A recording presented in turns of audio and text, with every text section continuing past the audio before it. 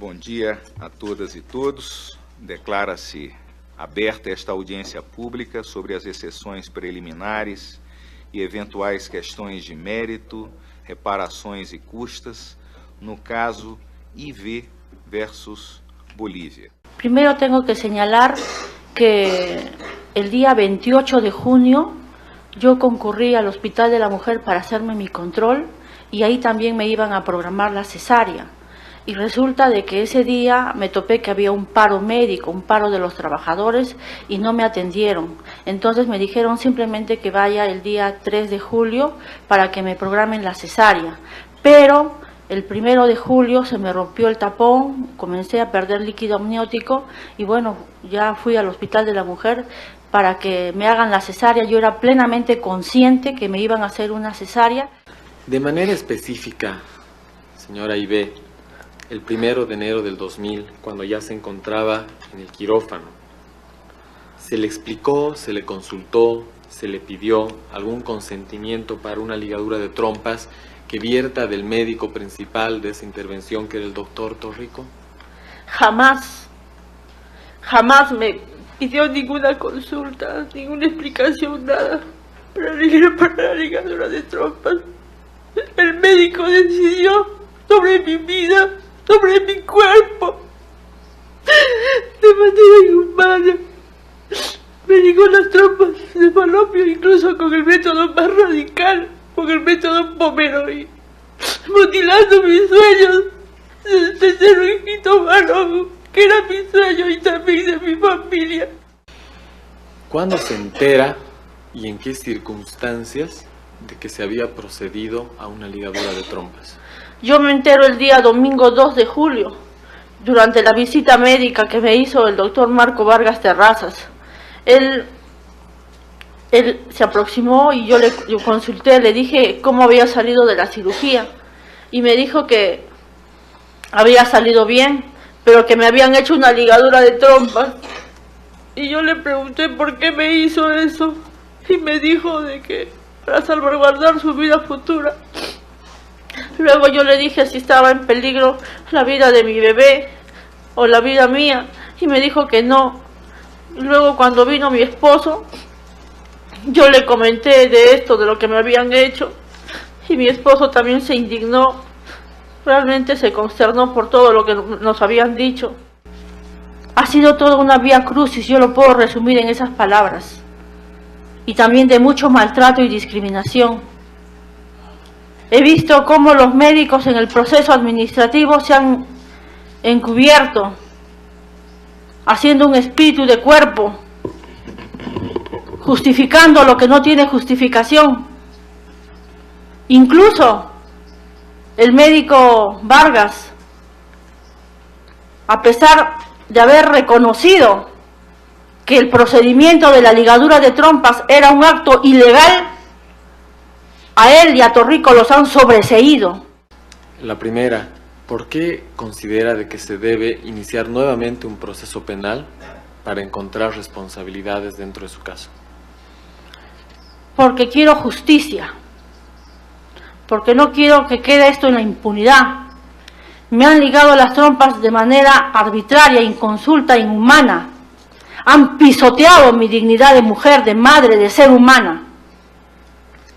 Doctor, una pregunta. Si la señora Ibe, usted le hubiera preguntado acerca de la ligadura de trompas, si ella le hubiera dicho que no la ligara, usted conociendo el riesgo que igual planteaba la cirugía y las múltiples adherencias y todo lo que usted nos ha contado, ¿usted habría procedido a la ligadura de trompas? No, pues de ninguna manera. No podemos ir contra los derechos de la paciente. Y si ella dice, no, doctor, no me ligue, pese a que en mí están presentes las complicaciones ulteriores, no lo hubiera hecho si ella no hubiera dado el consentimiento. Usted ha sostenido en el proceso penal, en el proceso administrativo y en las auditorías médicas que pidió a IB su consentimiento en el acto quirúrgico, es decir, mientras ella se encontraba en la mesa de operaciones. En esa hipótesis sostenida por usted, no admitida por nosotros, ¿cuánto tiempo le tomó en esas circunstancias realizar el procedimiento para lograr la obtención del consentimiento previo, libre e informado a la señora IB? Bueno, aproximadamente unos 10 minutos. Díganos, en esos 10 minutos usted le explicó las alternativas que tenía para evitar futuros embarazos, otros medios, otros mecanismos de anticoncepción. Sí, le expliqué que habían otros métodos anticonceptivos, pero la mayoría de ellos que los utilizamos en este momento o antes, pues no tienen la efectividad de una ligadura de trompas. Incluyendo la vasectomía del esposo. Creo que aquí no se impone, aquí no sé qué me quiere preguntar de la vasectomía. Entre los métodos de anticoncepción que usted le explicó como alternativas a una ligadura de trompas, ¿estaba también la vasectomía que podía practicarse el esposo? Le expliqué todos los métodos que existían. Todos los métodos que existían en 10 minutos. Gracias, señor o doctor Torrico.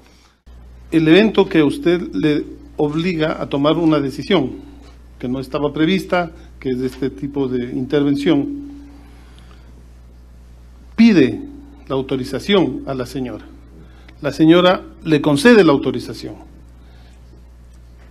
Sí, claro, lo dije así. Ya, luego, muy bien, sí. Si ya obtuvo usted la autorización, ¿por qué razón envía a buscar al cónyuge o al esposo o a su pareja si ya no era necesario? No era necesario porque no hubiera dependido de la autorización o no del esposo el realizar la ligadura o no, pero es por consideración y cortesía que en nuestro medio siempre es importante, o la paciente a veces se lo pide, o el esposo se lo pide, que se le avise qué es lo que va a hacer el médico. Por esa razón mandé a buscar al marido. ¿Y en qué momento usted, después de la cesárea, habló con la paciente? Una vez que realicé la extracción de la placenta, limpié la cavidad uterina, suturé el útero y luego, seguro que hablando con el doctor Vargas, aquí en esta circunstancia, los textos, nosotros sabemos que hay que proponer una ligadura de las trompas porque el peligro posterior de esa paciente, si vuelve a embarazarse, es que ese útero se rompa, cause una hemorragia interna y ponga en peligro la vida de la paciente. Pero eso es una hipótesis a futuro. Porque en el futuro seguramente ella podía embarazarse. Sí, pero es una hipótesis a futuro. Claro, no es de ese momento. No hay una emergencia médica que ponga en peligro la vida de la paciente en ese momento. Y como usted le dijo al juez Pazmiño, después de la cesárea y hasta la eventualidad de un nuevo embarazo podían ocurrir muchas cosas e incluso muchas otras prácticas anticonceptivas podían ser aplicadas. Podían aplicarse otras técnicas anticonceptivas, pero la mayoría de ellas no son creíbles, no son eficaces en el 100% de los casos. Ese es su criterio médico, que lo único que una mujer puede hacer para no correr ese riesgo es ligarse a las trompas en el momento en que le están haciendo una cesárea. No es solamente mi criterio, esa es una norma que la seguimos en base a las investigaciones que han realizado numerosos ginecobstetras en todo el mundo. De lo que se trata aquí, y por eso hago la reflexión, es de determinar si hay un hecho ilícito internacional. Y subrayo, hecho ilícito internacional. Esto implica, en mi criterio, de que no se está juzgando a ningún médico que haya participado en los hechos a los que nos hemos referido, sino al Estado. El Estado es el único acusado siempre en esta corte. Por eso, y además, se le hace un juzgamiento de acuerdo al derecho internacional, que en este caso está expresado por la Convención Americana sobre Derechos Humanos. De allí que lo que aquí se resuelva no es cuarta instancia, no es un nuevo tribunal penal, no es fijar responsabilidades personales, ni es tampoco determinar lo que diga el derecho interno, sino en la medida en que lo que diga el derecho interno pueda ser ilícito internacionalmente. El hecho ilícito internacional, a veces es bueno recordar esto, por eso que y porque aquí deberían mis dudas. El hecho ilícito internacional tiene dos componentes. Es un hecho atribuible al Estado y es un hecho y es una violación de una obligación internacional del Estado, no obligación nacional. Que sea un hecho atribuible al Estado, en primer lugar, implica que es un hecho por un órgano del Estado, o quien actúa a nombre del Estado. Este hecho ilícito internacional, si es comprobado, genera la obligación de cesar el hecho, que en este caso no es posible, porque ya se efectuó.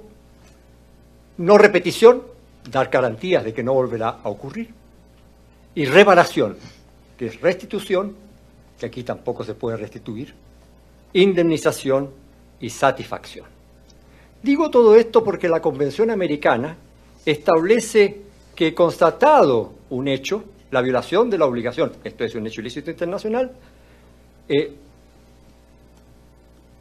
antes de eso, la Convención establece que el Estado debe respetar los derechos por sí mismo y garantizar que se respeten por los demás sujetos a su jurisdicción, sin discriminación alguna. Entonces, ¿a dónde vienen esta larga explicación? Y me pido perdón al presidente y a los demás asistentes. Mi reflexión viene, ¿cuál es el hecho ilícito que estamos discutiendo aquí?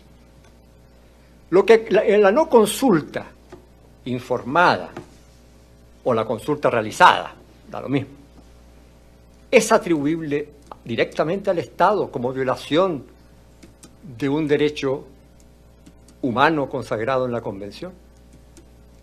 O si el hecho ilícito es que el Estado no reparó, porque esa es la obligación, tienen que reparar, si el Estado no reparó. Y aquí el hecho ilícito sería el retardo o la inexistencia, a lo mejor, de acciones administrativas y judiciales correspondientes. No hablo del previo agotamiento de los recursos internos, es una cuestión previa para ingresar la solicitud al sistema interamericano. Estoy hablando ya de la acción del Estado de reparar si es que hubo un hecho ilícito internacional.